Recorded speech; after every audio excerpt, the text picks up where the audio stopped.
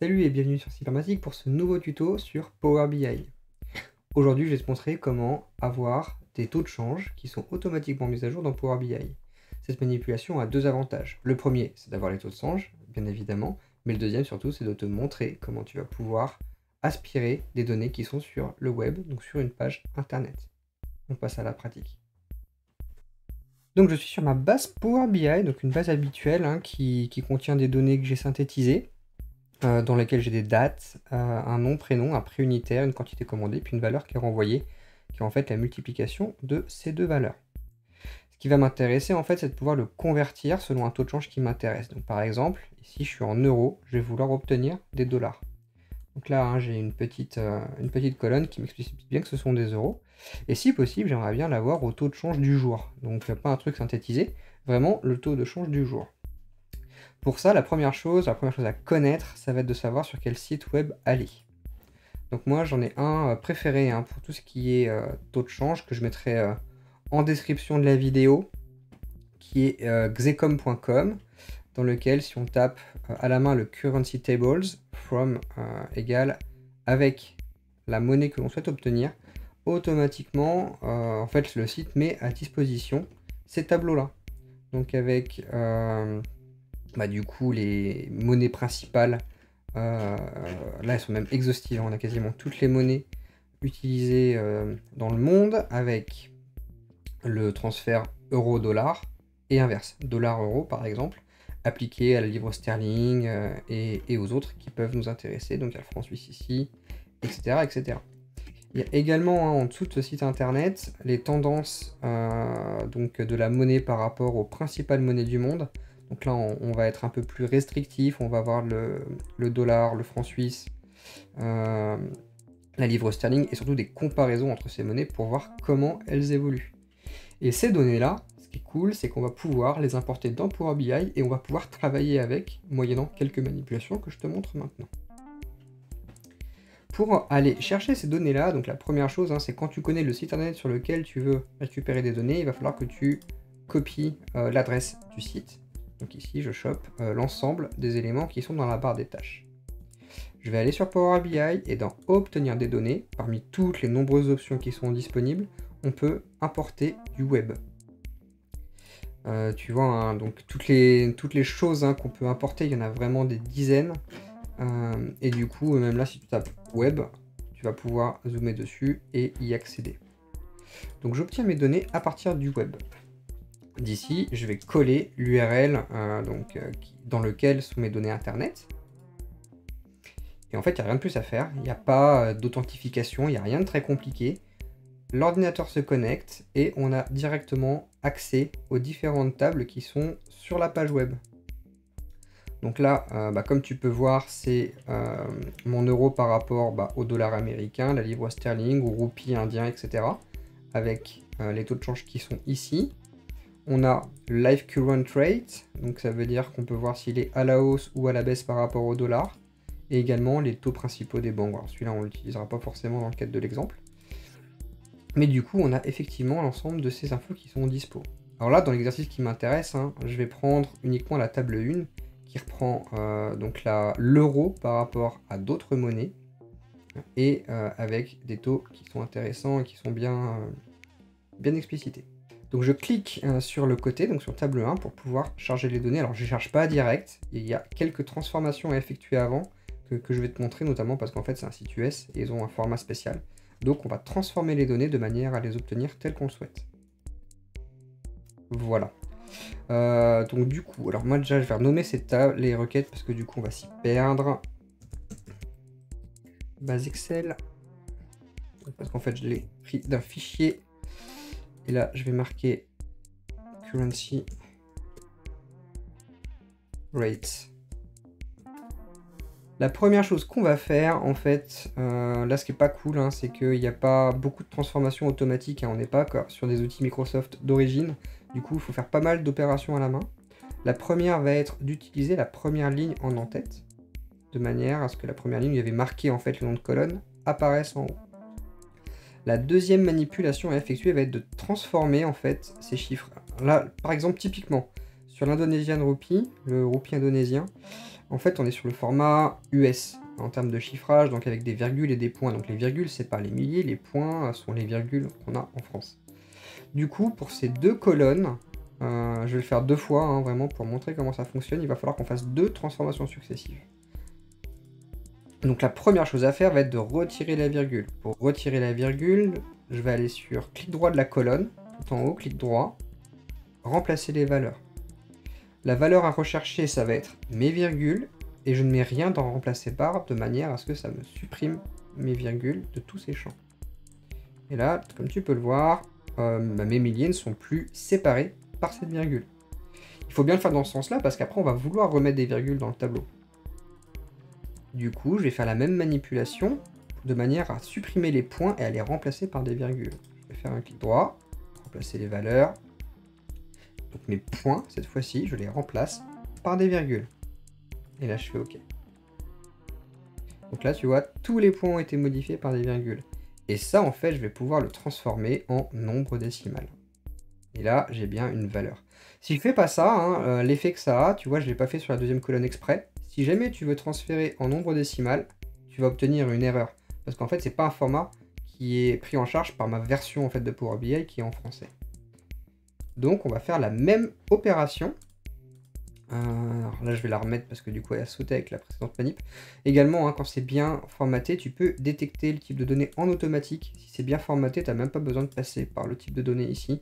Power BI te le détecte automatiquement. Alors Power Query d'ailleurs, ça marche aussi sur Excel, cette manipulation.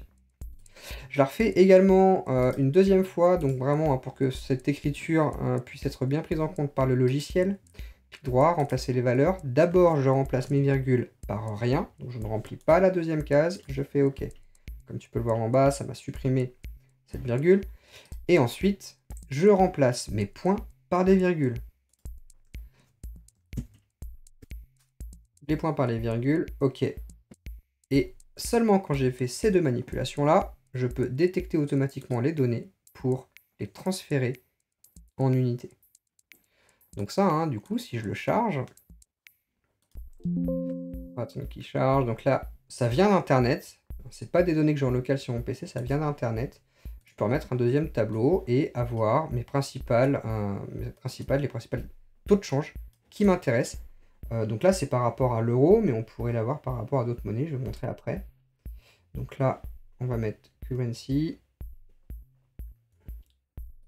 le nom, si on veut que ce soit plus explicite, le nombre d'euros, le nombre d'unités par euro, c'est plutôt comme ça qu'on le lit en général. Donc voilà, et du coup, tout de suite, on a accès à tous les taux de change qui sont dans la table. Alors si on en veut moins, il faut les filtrer avant. Hein. Pour les filtrer avant, on va pouvoir le faire soit ici, directement dans les filtres, si on ne veut pas faire en requête. Ici, on peut sélectionner seulement celles qui nous parlent. Donc là, en plus, bon, alors, pour le coup, les raccourcis, ça ne me parle pas, donc je vais plutôt le faire avec les noms. Par exemple, le dollar US, qui est quand même un incontournable. On va rechercher les éléments qu'on veut regarder. US dollar, euro, British, pound, CH,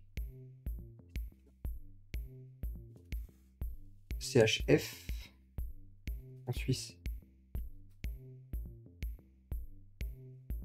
CFA, Suisse franc, par exemple. Voilà. Là, on a, du coup, dans ce tableau, en faisant ce filtre directement dans les filtrages, hein, dans cette colonne, dans mon rapport, directement fait un zoom sur les taux de change par rapport à l'euro actuel. Donc l'euro à l'euro, forcément, il est à 1. L'euro par rapport à l'US dollar, il est à 1,05. La livre sterling à 0,84, etc. Si on veut, on peut directement aller afficher la deuxième donnée si on préfère le lire dans l'autre sens. Là, pour le coup, c'est une question de choix, les deux sont dispo. Et également, hein, alors si tu veux plus de chiffres derrière la virgule, quelquefois ça peut avoir son importance. En termes d'affichage, tu vas dans le tableau, donc avec ton currency rate. Et là, tu vas pouvoir automatiquement dire combien de décimales tu veux. Donc par exemple, tu peux en vouloir 4. Et là, il te mettra toujours 4 décimales. Là, j'ai fait pour les 2 colonnes. Si je retourne sur mon rapport, il te gardera les 4 décimales. La dernière manip qui va nous intéresser, donc je vais rester sur Power Query pour la faire. On va vouloir, du coup, transférer cette monnaie en euros pour l'avoir en dollars. Alors moi, je préfère le faire par Power Query. On pourrait le faire directement avec des liens, mais là, je vais te le montrer par Power Query. Parce qu'en fait, ça marche aussi sur Excel et ça marche de la même manière. Donc pour faire ça, en fait, il va falloir que je zoome, que je ne récupère que la valeur qui m'intéresse en US dollars. Du coup, je vais faire ce zoom. USD, je vais chercher, ça ira plus vite. USD. Ok, je vais supprimer les données qui m'intéressent. Ok. Là, du coup, je vais le laisser tel que, avec l'USD. Ensuite, je vais aller sur ma base Excel. Et en fait, l'astuce, ça va consister à rajouter une colonne dans laquelle je mets USD. Je vais marquer USD de manière à pouvoir fusionner mes données. Donc pour rajouter cette colonne, je vais rajouter une colonne personnalisée. Monnaie de change. Je vais marquer entre guillemets USD. On va le faire en majuscule parce qu'il ne prendra peut-être pas la case derrière. Ok. Maintenant, une fois que j'ai fait ça, alors pareil, détection automatique du format, je te conseille vraiment de le faire très très vite tout le temps. On va pouvoir fusionner ces deux requêtes. Alors moi, je vais fusionner directement dans la base Excel. Je ne vais pas en créer une autre, je vais la créer dans base Excel, dans la première. Fusionner les données, fusionner les requêtes. Du coup, je vais prendre la deuxième, le currency rate. Donc tu vois, j'ai qu'une seule valeur. Ça, c'est ce qu'on cherche en fait. Et là, je prends la deuxième. Ignorer. Donc là, on a bien 14 correspondances. Ok. Et là, en fait, ce que je vais faire, c'est que je vais écarter pour aller chercher le chiffre. Seulement le chiffre qui m'intéresse. Donc là, j'ai le taux en US dollars, du coup, qui est reporté par rapport à la première requête.